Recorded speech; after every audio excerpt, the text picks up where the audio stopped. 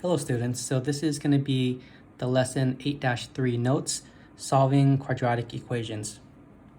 So let's put up the first example. So we have 4x minus 2 times 9 minus x equals 0.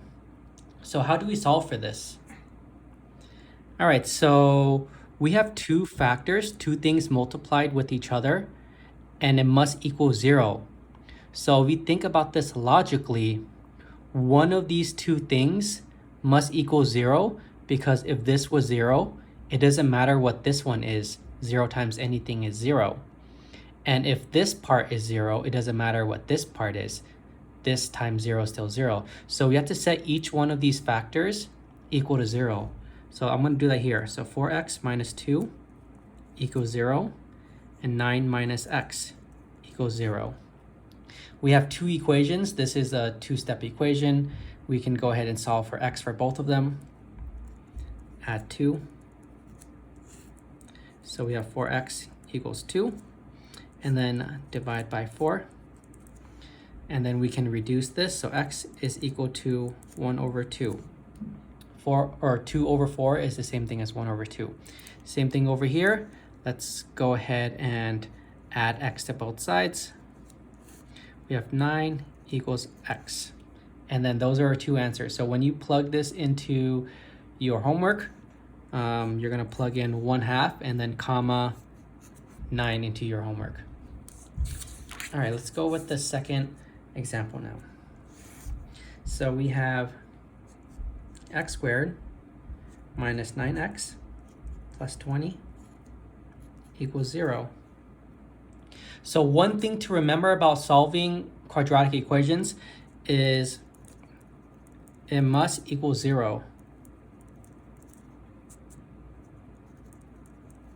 So in order to solve for any quadratics, we have to have some part of the equation equal 0. So if we look at our previous example, we had this side equal 0. Here, we have this side equal 0. So they must equal 0 in order to solve for it. If it's not, we have to do some manipulation to get it equal to 0.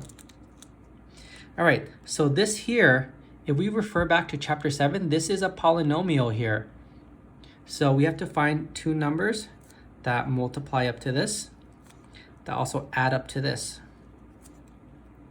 Okay, so you can go ahead and make the chart on the outside and list all the factors for 20, but I already know it's going to be x minus 4 and x minus 5, because negative 4 times negative 5 is positive 20, and a negative 4 plus negative 5 is negative 9. So this part here from chapter 7, factoring polynomials, it'll turn into this. And again, if we FOIL this side, we get back to our original polynomial there. So again, this is very similar to our example up here. I'm going to go ahead and set each one of them equal to 0. So x minus 4 equals 0, and x minus 5 equals 0. And then from here, plus 4 to both sides. X equals 4. That's our first answer. Plus 5 to both sides. X equals 5. So those are our two answers. So you're going to plug in 4, comma 5 into your homework. All right, so let's go to our last example. Let's say we have something way more complicated. So we have x minus 3 quantity squared equals 2x squared minus 5x minus 3. All right, so we refer back to our last example. We said that the equation must equal 0. So one side of the equation must equal 0 here. We have this equals something else. It doesn't equal 0. So we have to do some manipulation to get it equal to 0. So what I'm going to do is I'm going to expand this side here, because I want to be able to bring everything over here to over here. All right, so let's go ahead and expand that. So this is something we learned back in chapter 7. I went ahead and got rid of the exponent. All right, so x minus 3 times x minus 3 is x minus 3 squared. This squared here means this times itself, and there's two of it. So what I'm going to do is I'm going to FOIL this. So foiling is this first, inner, outer, last. So x times x squared, x times -3, -3x, -3 times x, that's another -3x, -3 times -3 is a +9, all right? And that's equal to 2x squared minus 5x minus 3.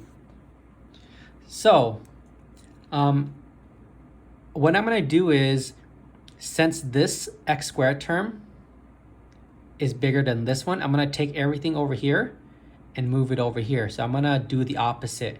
So I'm going to minus x squared here, so to get rid of that. And then I'm going to add 3x here. We're adding 3x because we want to get rid of this -3x. So I'm basically trying to cancel out each one of these terms here. So what I can do is I can add 3x again, which I should have combined terms here, but it looks like I didn't. So I'm just going to go ahead and do that. So plus, or I'm going to subtract to 9 here because that's opposite of +9. So I'm going to do the same thing to the other side. I'm going to minus x squared here. So this is, we're adding 6x, so I'm going to add 6x here, and then I'm going to minus 9 here. All right, so let's go ahead and simplify each equation. X squared minus x squared, that's 0. -3x plus 3x, that's 0. -3x plus 3x, that's 0. And 9 minus 9, that's 0. So we have 0 on this side. Remember, we wanted the equation to equal 0, so we have it equal 0. So let's go ahead and simplify on this side. 2x squared minus 1x squared, that's just 1x squared or x squared. -5x plus 6x, that's +1x. And we have -3 minus 9, that's -12. All right, so right here, again, this is a polynomial on this side here. We have to factor this side.